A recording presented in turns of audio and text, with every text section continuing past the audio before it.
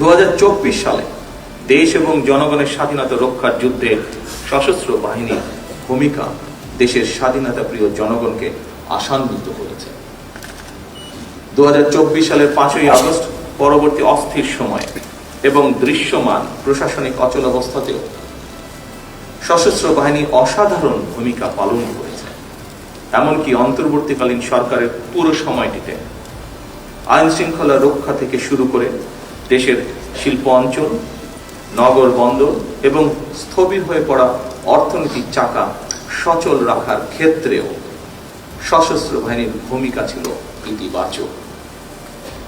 গত 12ই ফেব্রুয়ারি মাসে অনুষ্ঠিত অবাধ, নিরপেক্ষ এবং গ্রহণযোগ্য নির্বাচন সম্পন্ন করার ক্ষেত্রে অন্তর্বর্তীকালীন সরকারের প্রতি সশস্ত্র বাহিনীর সহায়তা ছিল দেশ ও জনগণ এবং গণতান্ত্রিক বিধিবিধানের প্রতি সশস্ত্র বাহিনীর আস্থা ও বিশ্বাসেরই প্রতিফলন।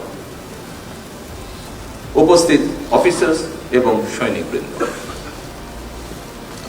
দীর্ঘ 18 বছর পর গত 26শে মার্চ নির্বাচন পরবর্তী গণতান্ত্রিক বাংলাদেশের 55তম স্বাধীনতা এবং জাতীয় দিবসে সাড়ম্বরে অনুষ্ঠিত হল রাষ্ট্রীয় কুচকাওয়াজ।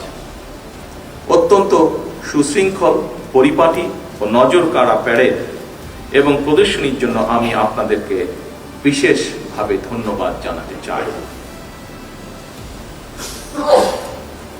শৃঙ্খলা ও পেশাদারিত্বের এই অনন্য বহিঃপ্রকাশ কেবল সশস্ত্র বাহিনীর গৌরবী বৃদ্ধি করেনি, বরং দেশবাসীর সামনে দেশপ্রেমে উজ্জীবিত সুসংগঠিত সশস্ত্র বাহিনীর সাহসী প্রতিচ্ছবি তুলে ধরেছে, যা দেশবাসীকে করেছে গর্বিত।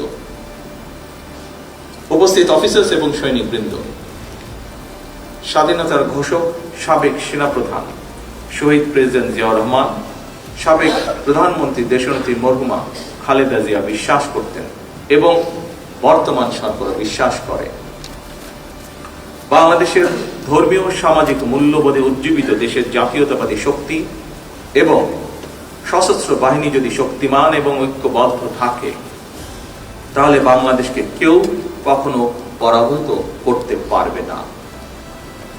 সশস্ত্র বাহিনীর আধুনিকায়নে স্বাধীনতার ঘোষক শহীদ রাষ্ট্রপতি জিয়াউর রহমান কিংবা সাবেক প্রধানমন্ত্রী ভূমিকা, দেশনেত্রী খালেদা জিয়ার ভূমিকা এবং গৃহীত পদক্ষেপ সম্পর্কে আপনারা সবাই কম বেশি অবগত আছেন।